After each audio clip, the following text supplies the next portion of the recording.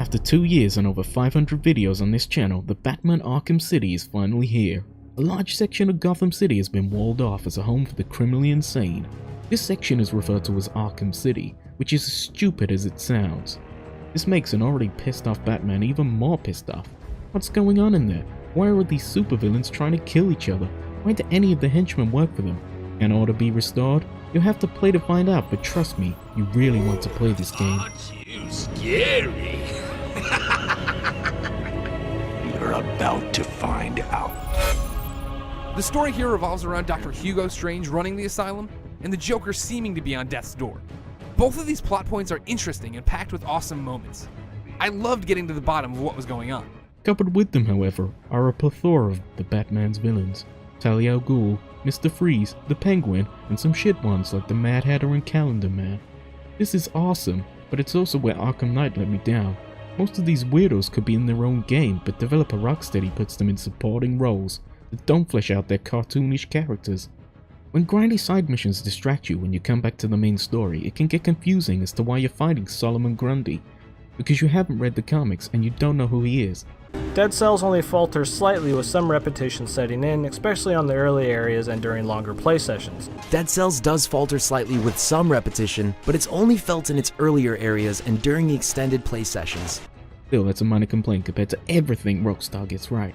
The voice acting is spectacular, with Mark Hamill stealing the show as the Joker. I think what sucked me out of the story most was when I realized that Batman was an uncharismatic mental retard.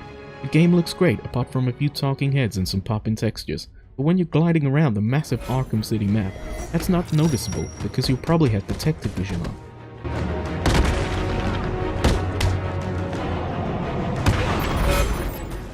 The gameplay basics are the same as in the Batman Arkham Asylum.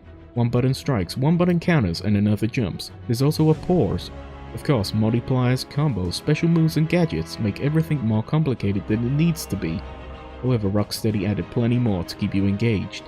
Counters can now take down several thugs at once. You can dive bomb whilst gliding and pitch back up again to gain more altitude. So, if bats have such ravenous appetites, how do they survive during the winter when there are no flying insects around? And nearly every one of Batman's gadgets has a hotkey, so you can forget to use them in the battle.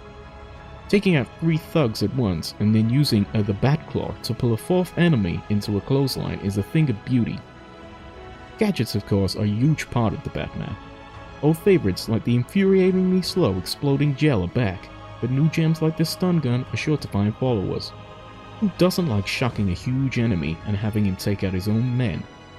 These all play into the Metroid Zeldania style of Arkham City.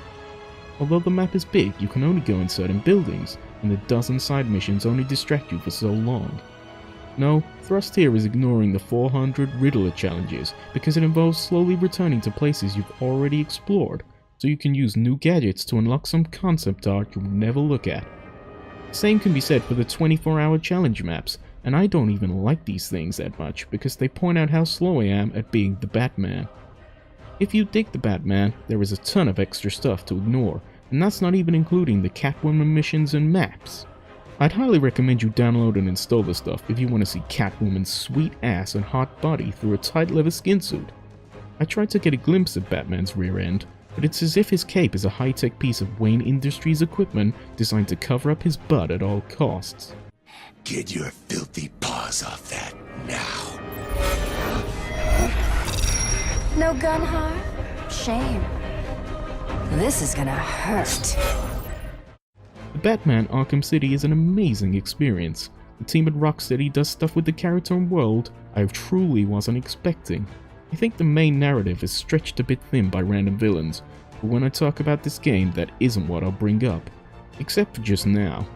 I'm gonna talk about my wide-eyed reaction to the opening, the jaw-dropping final, and the hours I wasted searching for tiny, meaningless green trophies. IGN, what did you think? Batman Arkham City makes me feel like Batman, and that's exactly what I want. I'll see you guys on the next Angry Joe Show.